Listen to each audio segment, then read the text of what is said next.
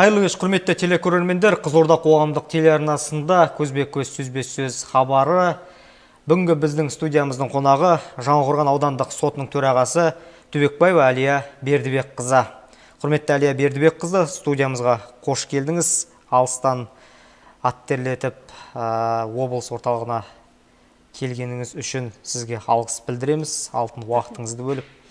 Енді алғашқы кезекте сауалды өзгеріс енгізілген заңдарға, заңнамалық актілерге берсек, қандай заңдарға өзгеріс енгізілді? Қатаңдатылды ма, жеңілдетілді ме? Жалпы қазіргі таңда өзіңіз білесіз, алкогольдік ішімдік ішіп, көлік тізгіндейтіндерге қатысты заң күшейтілді. Қандай жаза қолданылады оларға? Әкімшілік жаза қандай, қылмыстық жаза қандай? Осыдан бастасақ. Президентіміз Қасым-Жомарт Кемелұлы Тоқаев өзінің Қазақстан халқына алғашқы жолдауында осы азаматтардың құқықтарын қорғау, олардың қауіпсіздігін қамтамасыз ету бұл ең басты фактор екенін атап өткен болатын. Осы мақсатта президент заңнамаға өзгерістер енгізу туралы міндет қойды. Оның ішінде президент атап өтті, біз заңнаманы ізгілендіруге көп назар аударып, көп жағдайда азаматтардың құқықтарының шектелуіне жол беріп жатырмыз деп. Осы мақсатта президент парламенттің алдына міндеттер қойып, заңнамаларға осы азаматтардың құқықтарын қорғауды күшейту бағытында және заңнаманы күшейту үшін өзгерістер енгізу тапсырған болатын. Осы орайда 2019 жылдың 27 желтоқсанында Қазақстан Республикасының кейбір заңнамалық актілеріне қылмыстық заңнамаға осы азаматтардың құқықтарын күшейту мәселелері бойынша өзгерістер енгізілді. Оның ішінде қылмыстық кодексіне, қылмыстық процестік кодексі, әкімшілік құқық бұзушылық туралы кодекстеріне өзгерістер енді. Соның бірін атап өтетін болсам, мысалы, қылмыстық кодекске енген өзгерістердің ішінде қылмыстық кодекстің 68-ші бабының 4-ші бөлігіне өзгеріс енді.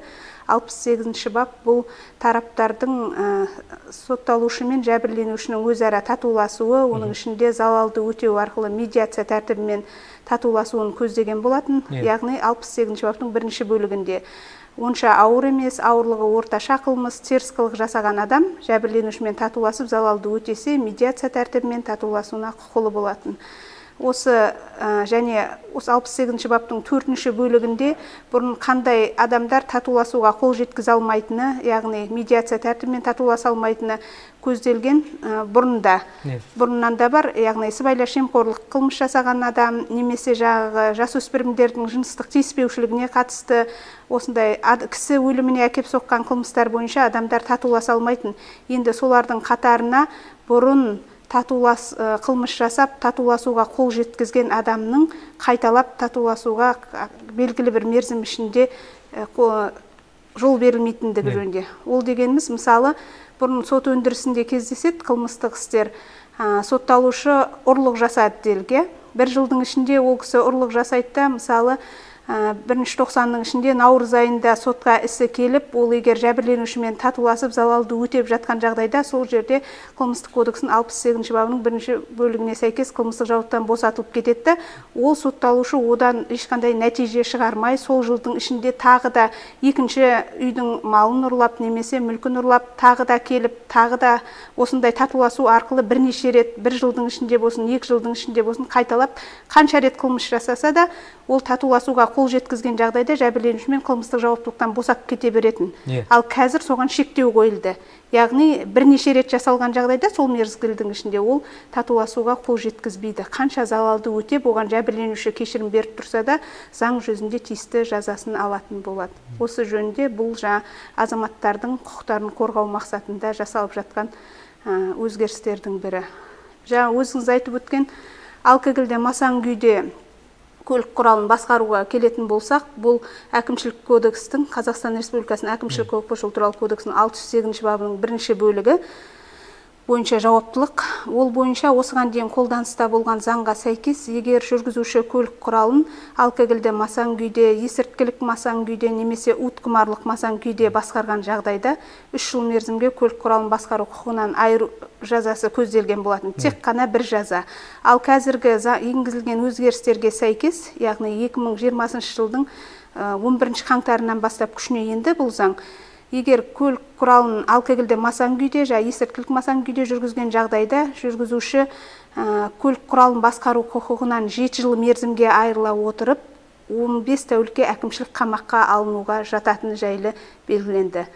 Ал егер сол жүргізуші масаң күйде басқара отырып өзгенің мүлкін бүлдіруге әкеп соқса, мысалы көлік құралын бүлдіреді екінші жүргізушінің, немесе жәбірленушілердің денсаулығына жеңіл дәрежелі зиян келтірген жағдайда 20 тәулікке әкімшілік қамаққа алына отырып 7 жыл мерзімге көлік құралын басқару құқығынан айыру жазасы белгіленді. Түсінікті. Енді осы ретте жылдың басталғанына қазіргі таңда 2-ші ай өтіп жатыр. Өзіңіз төрағалық ететін аудандық сотқа осындай бір алкогольдік ішімдік ішіп алып көлік басқарған азаматтарға қатысты іс келіп түсті ме? Оларға қатысты қандай үкім шықты? Қанша адам көлік құқығын басқарудан 7 жылға дейін айырылды? Қанша адам 15 күн немесе 20 күнге қамаққа алынды? Қазіргі күні енді 11 қаңтардан бастап күшіне енді дедік, осы ағымдағы жылдың. Содан бері жасалған әрекеттер бойынша заң қолданылады. Сондықтан біздің аудандық сотқа да әрине бұл санаттағы істер түсіп, біз өндірісімізде, мен мысалы осы күнге дейін кеше бір азаматқа қатысты осы көлік құралын масаң күйде басқарған 15 тәулікке әкімшілік қамаққа алу жазасын қолдана отырып, 7 жыл мерзімге көлік құралын басқару құқығынан айыру жазасын қолдандым. Азаматқа енді біз сот актісін түсіндіреміз, сол кезде айтып жатырмыз. Осы заңға өзгерістер енді, қазір енді барлық жерде түсіндірме жұмыстар жүргізіліп жатыр. Әлеуметтік желіде, теледидар беттерінен болсын, газет беттерінен айтылып жатыр. Сіз білмедіңіз ба осы заңға енген өзгерісті десем, ол айтады, мен білгенім жоқ, бір жолға кешірім беріңіздерші бізге дейді. Ал бірақ өздеріңізге белгілі, заңды білмеу ешкімді жауаптылықтан босатпайды. Сол себепті біз заң шеңберінде әкімшілік жазаны қолдандық. Сонымен қатар, енді осы әкімшілік қамаққа алу түріндегі жаза қолданылмайтын адамдар да бар бізде. Осы мас күйінде басқарса да әкімшілік жазаны осы қамақ түрінде қолдана алмайтын адамдардың тізбесі бар. Әкімшілік кодекстің 50-ші бабында ол жүкті әйелдер, 14 жасқа дейінгі баласы бар әйелдер, осы 14 жасқа дейінгі баланы асырап отырған жұбайы жоқ ер азаматтар, яғни жұбайы қайтыс болған жағдайда, мысалы ер азамат балаларды асырап отырса, олар және 58 жастан асқан әйел кісілер мен 63 жастан асқан, зейнет жасынан асқан ер азаматтар қамауға алынуға жатпайды. Бірақ ол деген сөз, олар жауаптылықтан босап кетеді деген сөз емес, оларға қатысты 200 айлық есептік көрсеткіш мөлшерінде айыппұл жазасы тағайындалуы мүмкін. Түсінікті. Енді өзіңіз білесіз, былтырғы жылы елімізде браконьерлерді тоқтатамын, олардың жолын кесемін деп бір қорықшымыз мына өмірмен қош айтысты. Мұнан кейін Қазақстан Республикасының президенті Қасым-Жомарт Кемелұлы осы браконьерлерге қатысты заңға да өзгеріс енуі керек екендігін ескертті.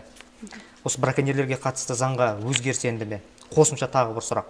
Мал ұрлығына қатысты заңға енгізілген өзгеріс қандай жаза қолданылады?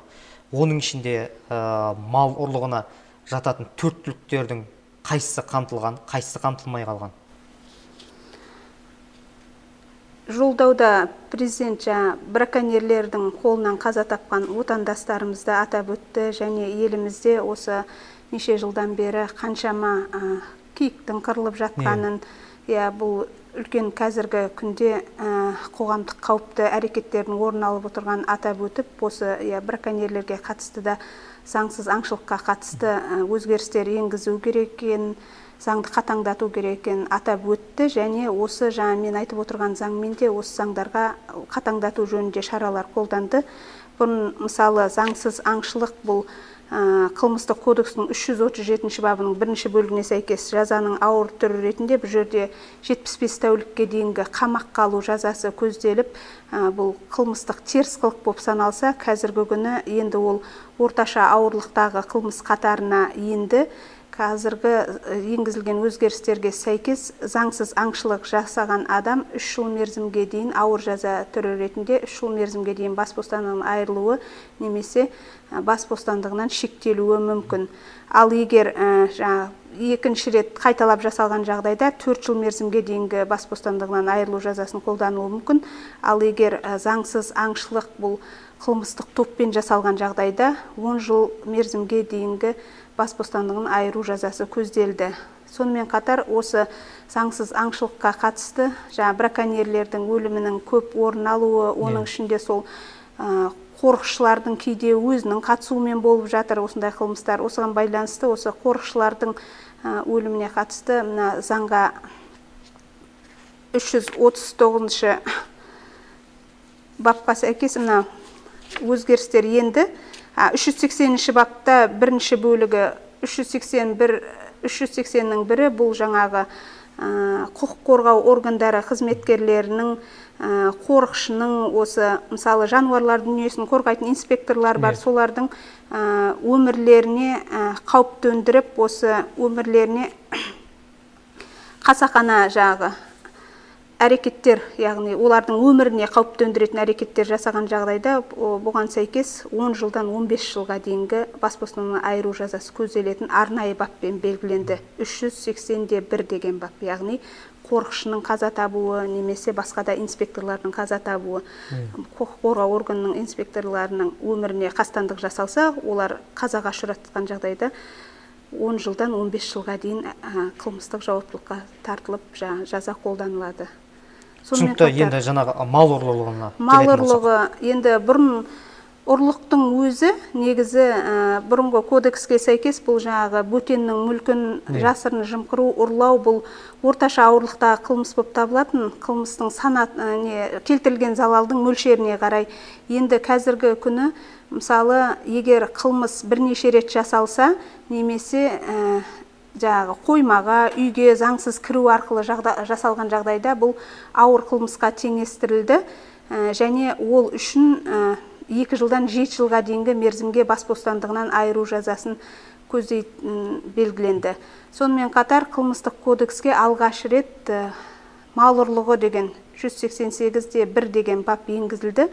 Бұл не себепті енгізіліп отыр? Біздің қазақ халқы өзі табыс көзі, көбіне ауылдық жерлер болсын, басқа аудан орталығы болсын, мал шаруашылығымен айналысып, мал олардың маңдай ақысы, еңбек, маңдай терімен жинаған малы осы көп жағдайда қылмыскерлердің қолынан жоғалып, қылмыскерлердің тіпті кей жағдайда жазасыз кетіп жатқаны орын алып отыр. Осыған сәйкес мал ұрлығын арнайы баппен белгілеп, бұны қылмыстың түріне жатқызып, және ол бойынша жауаптылық көзделді. 5 жылдан 7 жылға дейінгі бас бостандығын шектеу немесе айыру түріндегі жаза ретінде. Сонымен қатар, егер мал ұрлығы жаңағы біреудің қорасына кіру арқылы, және адамдар тобының алдын ала сөз байласуымен жасалса, ол ауыр қылмыс болып есептеліп, оның жазасы да тиісінше ауырлайтыны белгіленді. Түсінікті. Осы ретте тағы бір қосымша сауал туындап отыр.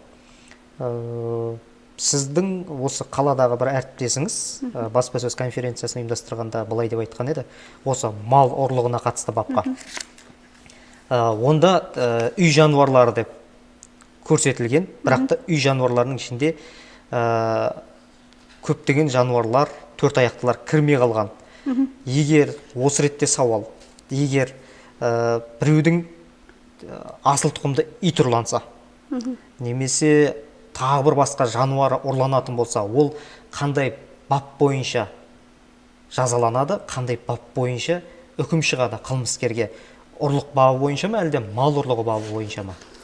Енді мал ұрлығы деген бапқа өзіне нақты көрсеткен қай жануардың малға жататын жөнде.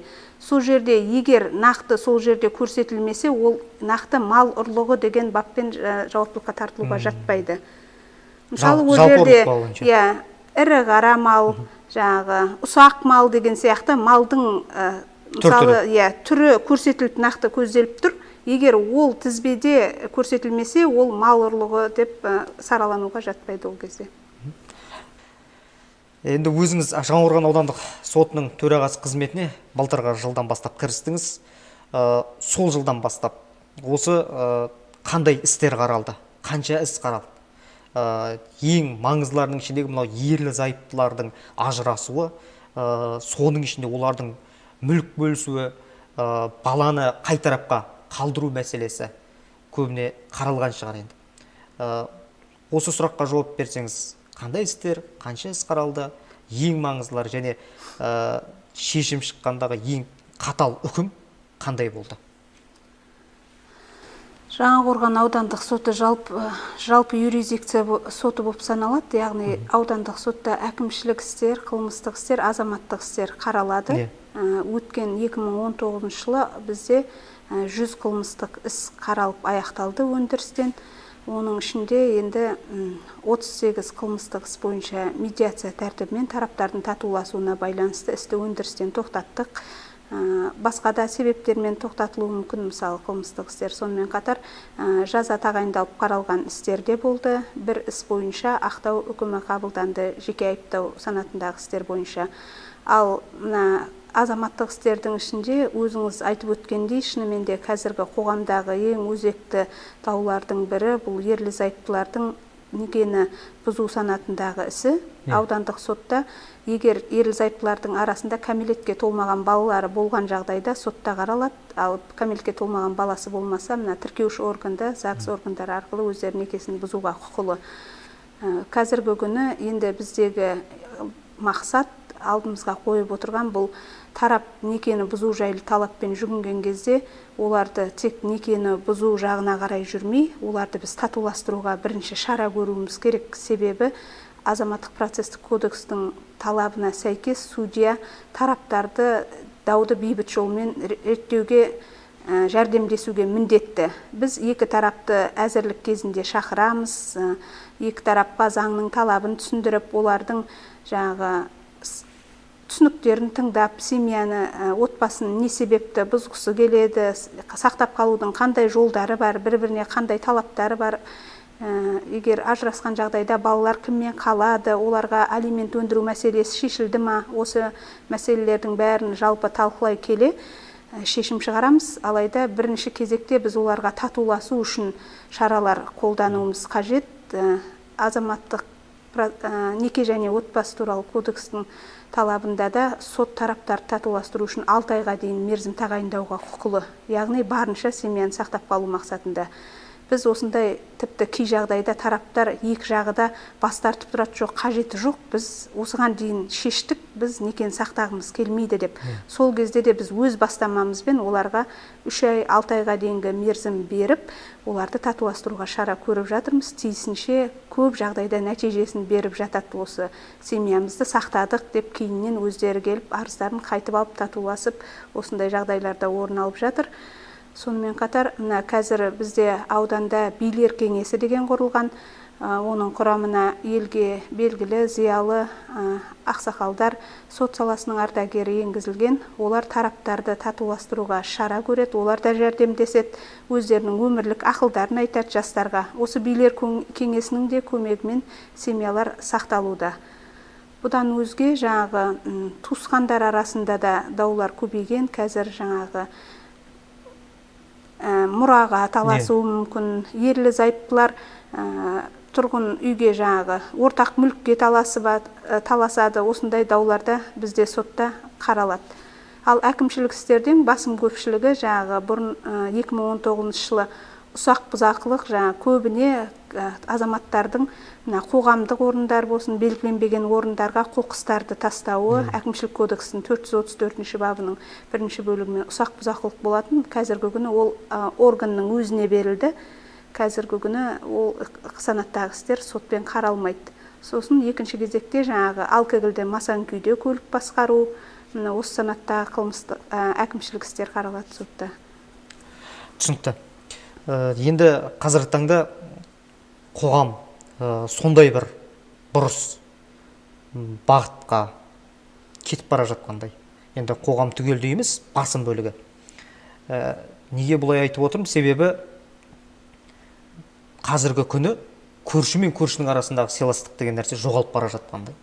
Осы ретте Жаңақорған ауданындағы бір-бірімен қанша жылдан бері құдайы көрші болып отырған адамдардың ара қатынасы қалай? Олардың бір-бірінің үстінен арыз түсіп, сотқа дейін жеткендері бар ма? Және ол азаматтарға қатысты қандай үкім шығарылды? Өзара татуласу, медиация орталық арқылы бір-бірімен келісімге келу, болмаса сот үкімі шығуы. Бұл сұрақтың қою себебім, біздің қаламызда мынадай бір қызық жағдай орын алды. Екі көрші, құдайы көрші, қанша жылдан бері бірге жасасып келе жатқан. Соның бірінің қорасында ағаш өсіп тұрған, тал өсіп тұрған, соның жапырағы екіншісінің қорасына түскен екен. Сенің талыңның жапырағы менің қорама түсті, сен неге тазаламадың, неге түсуі керек деп, үстінен арыз түсірген, сотқа дейін барған. Осындай жағдай сіздердің ауданда кездесті ме? Кездессе қандай шара көрілді? Сот үкімі шықты ма, әлде билер кеңесі араласып бір-бірін татуластырды ма? Енді қоғам болғасын, ол тек Жаңақорған ауданына ғана тән емес, басқа аудан болсын, облыста болсын орын алуы мүмкін бұндай даулар. Себебі жоғарғы соттың зерттеулері бойынша қазір 18 миллион халықтың, Қазақстан халқының 4 миллиондай астамы соттасып жүр деп, яғни дабыл қақты. Өткен жылдары естіген болсаңыздар, бұл деген сөз, мен айтқандай, тек ерлі зайыптылар емес, көршілер де барлығы кішкентай дау болған жағдайда сотқа жүгіретінді әдет қылды ғой енді.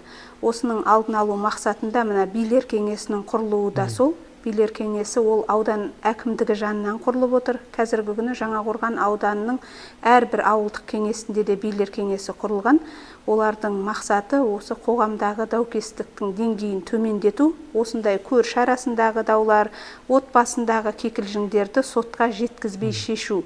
Қазіргі күні енді соңғы деректерге қарағанда, мына Жаңақорған ауданында бізде аудандық соттық ішінде құқықтық көмек көрсету орталығы ашылған. Сонда бізде 5 кәсіби медиатор аптаның 5 күнінде халыққа қызмет көрсетеді. Ең бірінші келген тарап сотқа емес, медиаторларға жүгінеді. Медиаторларға жүгіну арқылы осы медиаторлар дауды өзара реттеуге оларға жәрдемдеседі. Егер татуласқан жағдайда дауды реттеу туралы келісімді медиаторлар осы бекітіп, іс сотқа дейін жетпей шешілуде. Қазіргі күнгі былтырғы есеп бойынша 800-ден астам тарап медиаторларға жүгінген екен осы даулы мәселелермен, оның 750-дейі медиаторлармен шешілген. Ал енді мен өзім Жаңақорған аудандық сотына нақты ауысып барғалы, сіз айтып отырған көрші мен көршінің дауласу ондай өндірісімде орын алған жоқ. Мен бірақ осыған дейін Шиелі аудандық сотында судья болып қызмет атқарғанымда нақты екі көршінің арасындағы дауды қарадым, заңсыз салынған құрылысты бұзу жөнінде. Ол жөнінде де сіз айтқандай, бір көршінің құрылысы екінші көршінің үйіне кедергі жасайды деген сияқты сондай уәждер келтіріп, құрылысты бұзсын деп бірін-бірі көршілер сотқа беріп жатыр. Себебі бір көршісі үлкен қып ғимарат салған, сол енді маған кедергі жасап тұр, бұзсын дейді, ғимаратын салынып қойған. Сонымен біз дауды қарау барысында істі тараптарға түсіндірдік. Осындай өзара келісулеріңізге болады, бір-біріңізге мүмкін басқа да талаптарыңыз бар ма деп істің мән-жайын анықтай келе, олардың сол кезде өзара бір алауыздықтары болып жүргені, соның себебінен сотқа жүгінгені белгілі болды. Біз оқиға көшпелі сот отырысы деген болады. Барып көреміз үйдің қалай орналасқанын, шынымен де кедергі келтіріп тұрма деген сияқты осы мәселелерді анықтау үшін өздерінің үй жағына, ғимаратын барып көрген кезде екеуін енді барынша бізде өзіміздің немізді айтып, түсіндіріп, бейбіт жолмен реттеуге тараптарға барынша жәрдемдестік. Сонымен екі тарап өзара татуласып, талап бойынша өзінің талабынан бас тартып, екеуі қол алысып кеткен болады. Сондай жағдайлар болады. Түсінікті. Жаңа ерлі зайыптылар деп қалдық қой. Өзіңіз айттыңыз, көбіне ерлі зайыптыларға 3 айдан 6 айға дейін уақыт береміз бірінші кезекте татуласуына, отбасын сақтап қалуына. Және де медиаторлардың көмегі арқылы отбасын сақтап қалған ерлі зайыптылар да бар. Алайда екі тарапта көнбей, не медиаторға көнбейді, не билер кеңесінің шешіміне көнбейді. Бірден тура бізге соттың шешімі керек деп жүгінген ерлі-зайыптылардың ажырасуына ең басты себеп не болып отыр? Қандай талап қойған бір-біріне? Сол жөнінде айта аласыз ба? Жақында ғана болды менің тәжірибемде. Ерлі-зайыптылар енді бір ғана балалары бар, арасында кәмелетке толмаған. Өздері жас, енді 25 жасқа дейінгі жастар келіп отыр. Енді мен әңгімелесуге шақырамыз ғой. Бірінші әзірлік кезінде екеуін тыңдауымыз керек, алдын ала сот отырысында. Екі тарапты тыңдаймыз. Сол кезде талап қоюшыға айтам: сіз не себепті некені бұзуға бел будыңыз, не себепті арыз келтіріп отырсыз, қандай талабыңыз бар десем, оны айту маңызды ма деп маған өзіме қарсы сұрақ қояды. Әрине маңызды. Мен сіздің енді не себепті ажырасқыңыз келгенін анықтамай біз некені бұза бермейміз ғой. Себебін анықтауымыз керек, себебін, салдарын, некені бұзуға тұра ма сол сіздің қойып отырған талабыңыз деген сияқты. Сол кезде ол тіпті айтатын уәждері де жоқ. Ал жауапкер түбегейлі бас тартып отыр, жаңағы жұбайы жоқ. Егер некені бұзамын десе, бұзсын, тезірек бүгін бұзып жіберіңіздерші, менің уақытым жоқ деген сияқты. Сол жерде біз мысалы сол кезде өзіміз түсіндіреміз, мына орталарыңызда кәмелетке толмаған балаларыңыз бар, олардың болашақ тағдырын ойлаңыздар, толыққанды семьяда өсу керек, неке, отбасы, бала барлығы мемлекеттің қорғауында, біз сіздерді татуластыруға шара көруіміз керек. Әлде ойланыңыздар, біз сот отырысын әлі тағайындаған жоқпыз, оған дейін де ойланыңыздар. Сот отырысы барысында 6 айға дейін мерзім бере аламыз, билер кеңесіне, медиаторға жүгініңіздер деп барынша түсіндіріп жібердік. Осындай жағдайлар болады. Тіпті кейбіреулер не себепті ажырасқысы келіп тұрғанында себепсіз, себеп мүмкін бар шығар, оны айтқысы да келмейді, немесе енді нақты бір былай қарағанда олар өздерінің өмірлеріне бір толық есеп бермей, жаңағы жас балалардың ойыны сияқты, үйлену оңай, үй болу қиын дейді. Осы кезде сол сөздердің шындығына көз жеткізесің. Себебі жастықпен жаңағы семья құрып отау тікті, бірақ әрі қарайғы семьяны сақтап қалуға құлықсыз жастар. Осы мәселе. Сосын ата-аналардың да тарапынан әркім енді өз баласын жақтайды, бірақ жаңағы бұрынғы кездегідей барынша сол семьяны сақтап қалуға қазір ешқандай шаралар көріліп отыр деп ойламаймын енді. Енді жаңа өзіңіз айттыңыз ғой, кейбір кезде ата-аналар тарапынан да жаңағы жас жұбайлардың арасына түсу деректері кездесіп жатады. Осы ретте аудандық соттың бастамасымен, жаңа билер кеңесі бар, билер кеңесінде соттың бұрын судья болған, қазір таңда билер кеңесінің мүшесіндегі азаматтармен бірлесіп, сол билер кеңесімен медиаторлармен бірлесіп, осы отбасы құндылықтары жөнінде, көршінің бір-бірінің арасындағы сыйластық жөнінде түсіндіру үшін қандай да бір шаралар ұйымдастырылып жатыр ма? Енді қанша дегенмен көрші де, мына жанұя да мемлекеттің басты байлықтарының бірі ғой. Дұрыс айтасыз. Екеуі де екі жақта адам баласынан құралған топ. Дұрыс айтасыз. Осы ретте қандай шаралар ұйымдастырылып жатыр? Бізде енді біздің аудандық сот емес, республика көлемінде жоғарғы соттың бастамасымен татуласу сотқа дейін сотта деген пилоттық жоба жүргізіліп жатыр. Ол бойынша бізде Қызылорда облысында ең алғаш рет жоғарғы сот төрағасы Жақып Қажманұлы Асановтың бастамасымен татуласу орталығы ашылды. Сонымен қатар аудандық орталықтарда да бар. Жаңақорған аудандық аудан кентінде татуласу орталығында кәсіби медиатор, ол да жаңа күнделікті халыққа қызмет көрсетеді. Ол жаңа жұмыста болмау деген жоқ. Дүйсенбі күні жұмыс уақытынан бастап жұма күні 5 күндік жұмыс уақытында өзіне жүгінген тараптарды татуластыруға шаралар көруде. Сонымен қатар билер кеңесі, медиаторлар бар. Әрине біз олармен тығыз жұмыс жасаймыз. Өткен жылы 2018 жылы бардым мен Жаңақорған аудандық сотына төраға міндетін атқарушы болып. Сол кезде ең алғашқы менің өткізген ауқымды шарам бұл жағы отбасы бақыт мекені деген үлкен мәдени іс-шара өткіздік. Оған біз жағы билер кеңесі ол кезде құрылмаған, жаңа аудандық соттың ардагері, сонымен қатар жаңағы татуласу орталығындағы медиаторлар, аудан халқын қатыстырып, жағы аграрлы колледж бар, студенттерді қатыстырып, және имамды қатыстырып, жағы дін бойынша да отбасылық құндылықтарды дәріптеу мақсатында осындай Нұр Отан партиясының аудандық филиалының және аудандық кітапхананың қосымша қолдауымен үлкен іс-шара өткізілдік. Одан кейінде мына соттың өзіміздің тарапымыздан осы отбасылық құндылықтарды дәріптеу мақсатында мына таратпа материалдар әзірлеп, отбасыға қатысты мақал мәтелдер, қандай баланың құқығы, ананың құқығы және оларды қалай реттеуге болады, татуластыру рәсімдеріне қатысты таратпа материалдар әзірлеп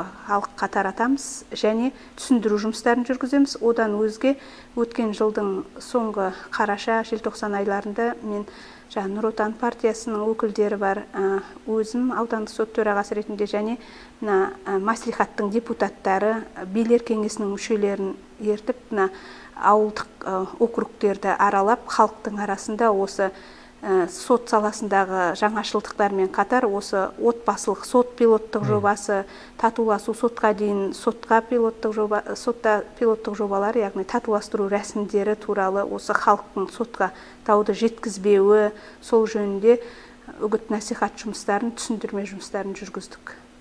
Түсінікті.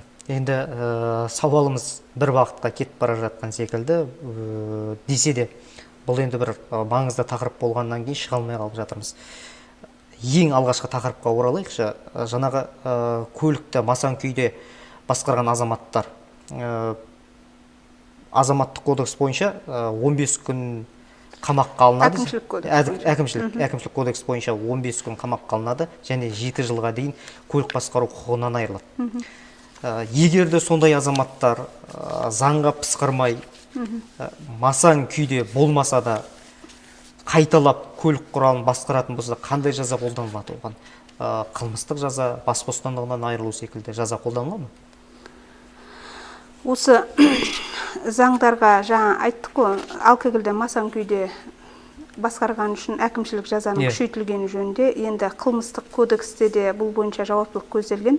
Бұрын алкогольде масаң күйде басқарғаны ол тек ауырлататын мән-жайлар ретінде ғана ескерілетін, ал қазір осы алкогольде масаң күйде басқарғаны үшінде бөлек бап енгізілді. Кешегі өзгерістерге сәйкес ол қылмыстық кодексінде 345-те 1 бап деген енгізілді. Бұл бойынша жаңағы алкогольді, есірткілік, уытқымарлық масаң күйдегі адамның жол қозғалысы ережесін бұзып, жаңағы жәбірленушінің денсаулығына орташа ауырлықтағы және ауыр зиян келтірген немесе кісі өліміне әкеп соғатын әрекеттер үшін бөлек жауаптылық көзделді. Яғни алкогольде масаң күйдегі жасаған адам мен сау күйінде жасаған адамның екеуінің жауаптылығы 2 баппен бөлектенген. Бұл бойынша мысалы 345-те 1 бап бойынша талабына сәйкес орташа ауырлықтағы зиян келтіріп, мысалы масаң күйде айдады, жол қозғалысының ережесін бұзып, жол көлік оқиғасын жасатты, жәбірленушінің денсаулығына орта ауырлықтағы зиян келген жағдайда 1 жылға дейінгі мерзімге бас бостандығынан айыру, шектеу немесе денсаулығына ауыр зиян келген жағдайда 3 жылға дейінгі мерзімге бас бостандығынан шектелуі немесе айырылуы мүмкін бас бостандығынан. Ал адам өліміне әкеп соққан жағдайда 7 жылға дейінгі мерзімге бас бостандығынан айыру жазасы қолданылуы мүмкін ауыр жаза ретінде. Ал егер 2 немесе одан көп адамның денсаулығына зиян келген жағдайда 7 жылдан 10 жыл мерзімге бас бостандығынан айыру жазасы қолданылуы мүмкін. Сонымен қатар бұрын жаңағы біз айттық қой, 608 бап әкімшілік кодекстің масаң күйде басқарған адамның жаңағы көлік құралынан 7 жыл мерзімге айырылатын. Осы адамдар егер екінші рет осы көлік құралын басқару құқығынан айырыла отырып тағы да көлік құралын басқарған жағдайда бұрын ең ауыр жаза ретінде 90 тәулікке дейін әкімшілік емес 90 тәулікке дейін қамаққа алынуы мүмкін болса, қазір енді 3 жыл мерзімге көлік құралын басқару құқығынан айырылып 90 тәулікке дейін қамаққа алынуы мүмкін еді бұрынғы бойынша. Ал қазіргі бойынша бұл адамдар өмір бойына айырылу жазасы көзделді. Көлік құралын басқару құқығынан өмір бойына айырылады және 5 жылға дейінгі мерзімге бас бостандығынан шектелу немесе айырылуы мүмкін. осындай жаза қолданылды. Яғни алғаш рет кодекске көлік құралын басқару құқығынан өмір бойына айыру түріндегі жазаны заңнамаға енгізуге осы мәжбүр болған. Жауабыңызға рахмет. Енді түсінгеніміз, қазіргі таңда президенттің тапсырмасымен көптеген заңдарға өзгерістер енгізілді. Ол өзгерістердің көбісі ауырлатылған, яғни жаза күшейтілген, адамның құқығының сақталуы ескерілген. Дұрыс айтасыз. Құрметті Әлия Бердібекқызы, алтын уақытыңызды бөліп, студиямызға келіп, сұрақтарымызға салиқалы жауап бергеніңіз үшін сізге алғыс білдіреміз. Осы жасап жатқан қызметіңізге абырой тілейміз. Алдағы уақытта да сот төрағасы ретінде қара қылды қақ жарған әділ төраға болуыңызға шын жүректен тілектеспіз. Тағы да рахмет. Рахмет. Құрметті телекөрермендер, бізге берілген уақыт осымен тәмам. Келесі кездескенше күн нұрлы болсын.